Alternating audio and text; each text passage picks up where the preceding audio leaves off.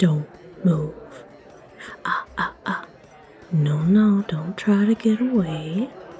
Relax, darling. Stay perfectly still. You just keep on looking straight ahead. If anyone glances this way, I want them to think that I'm just giving you a big old hug. Feel the tip of my blade at the base of your ribs. One call for help, and I'll use it to silence you forever. You're wanted dead or alive, but I prefer my targets to carry their own weight, rather than dragging a corpse around. So, you're gonna follow me out the back. Come on now, get moving.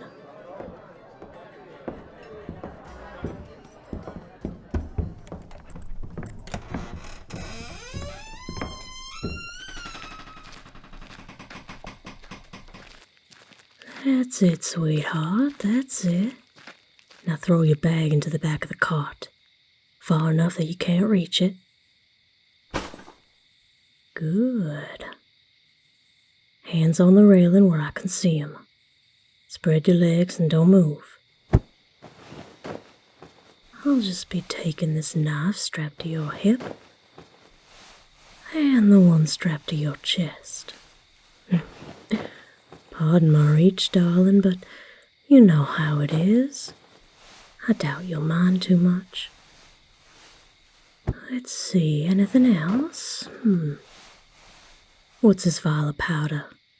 Some sort of vanishing distraction? I'll be taking that too. Now turn around and give me your palm. I said give me your palm. I don't have all night. Hey, don't struggle, it's just a little cut. I need your blood. Hold this crystal in your hand, over the cut. That's it. Let it read your essence. Good. The enchantment's complete. I'll hang this crystal around my neck and... Try your luck escaping me now. I welcome it. Take one step too far away from me and you'll find yourself snapped back like a ball on a string. And I'm warning you, it's a short leash. This is my favorite method for capturing you degenerates. Work smarter, not harder, I say. Get in the cart, darling. No, not in the back, up front where I can see you. Don't even think of reaching for your bag. Who knows what methods of defense you're hiding in there? I'll be keeping that for now. If there's anything in there you absolutely cannot live without, I'll fetch it for you. Don't get any ideas about trying to attack me while we're sitting beside each other either. Your own blood in this crystal will repel you. You'd have better luck striking a... Hey, what are you... Holy stars, I hate it when they bolt. And 3, 2, 1. I warned you. You're gonna be a difficult one, I can tell. Will you limp over here and crawl back into your seat like a good little girl? Or are you gonna make me get down and drag you back? All right, come here. Come here. Back into your seat. Oh, gods above. If you were any bigger, this would be far more difficult. Now stay put. You might not be able to strike me, but that crystal doesn't deflect the other way around. There's nothing to stop me from slapping you across that pretty mouth. So unless you want to be beaten black and blue, you'll stay put and behave. You hear me? That's better. Now, let's be on our way, truly, this time, shall we?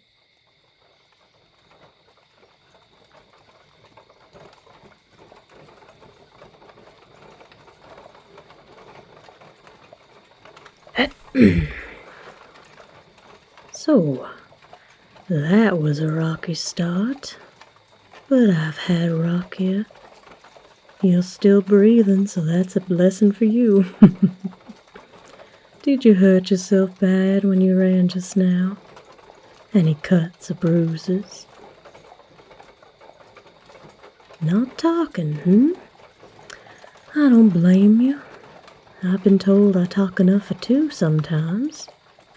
If it gets irritating, too bad. Being on my own for weeks to years at a time dams up the speech well a bit. I don't like dead air when I finally have a traveling companion. I tend to let all the backed up words spill out, whether they like it or not. The name's Marcy, by the way. What about you? Still not talking, huh? That's just fine. I was only being polite. I know what they call you, even if I don't know your real name. You're my target, remember? I know a great deal about you. My clients have gone into almost overwhelming detail about you. From your appearance to your crimes to speculations about your personal life. Angry clients always give me a good chuckle when they begin slandering their targets. Such entertainment. And it sounds like you really riled them up. Ah, he can speak. Touched a nerve, did I? Sure. Now don't you dare try to spin that tale with me. I've heard every sob story imaginable. If I were in the habit of bringing in innocent people, well, I'd be out of a job. It's not my place to question why a bounty is placed on someone's head. All I have to do is track that person down and bring them back. Clean and simple. There are worse jobs in this godforsaken world than that. In my experience, everybody's hands are a little dirty. No one is ever entirely free of corruption or guilt. And thanks to my clients, I know all about your corruption and their guilt. I know who you really are. I'll admit I wouldn't have had one of my clients not informed me of your little secret. Those frills and long raven locks have fooled many a married nobleman and woman looking to gain a bit on the side, They would have fooled me too, if I didn't know what you were really packing between those strong legs. What a shock for them when you restrained them and robbed them blind. Very smart of you not to reveal your ruse entirely, though.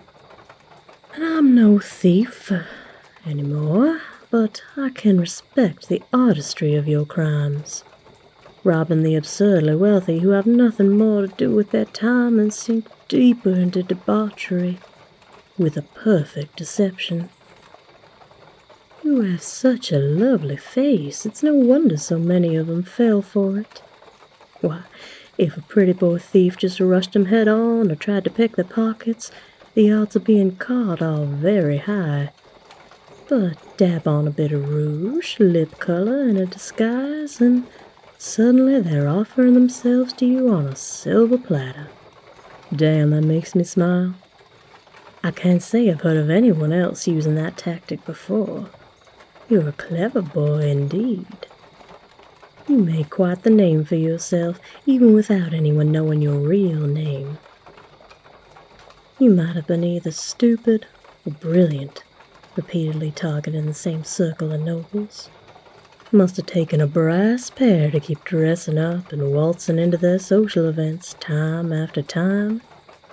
I wonder how many of those stuffed shirts saw you buttering up their fellows and knowing damn well what your game was. That was such a gamble, to hope that their shame would keep their mouths sealed. Looks like it kept paying off.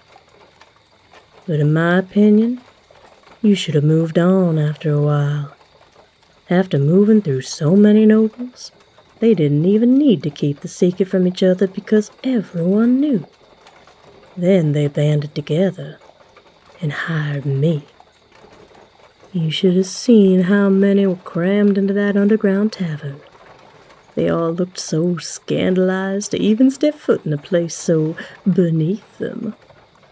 But oh, they were so out for your blood, they forgot all about it after they started telling me about you.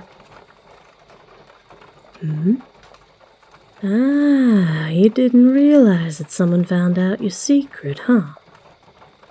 Yeah, from what I gathered, only one of the many, many victims you left in your wake knew the truth. He seemed to be a kindly older gentleman. He was more amused than victimized. Probably the only one there who wasn't even angry. I liked him. But he didn't need to take me aside and tell me that you were a man. Even though you made the poor choice to keep up that disguise while on the run, I would have found you, even if you ditched it. You see, I have a unique skill. Unlike my fellow bounty hunters, male or female, I don't go solely by clues and detective work. That's part of the job, of course, but in my case it's a small one. Ever since I can remember, I've been able to find things. Things other people had lost. Dogs, horses, sheep. Comes in real handy when finding food resources, too. Foraging while on the road is as easy as having my own pantry.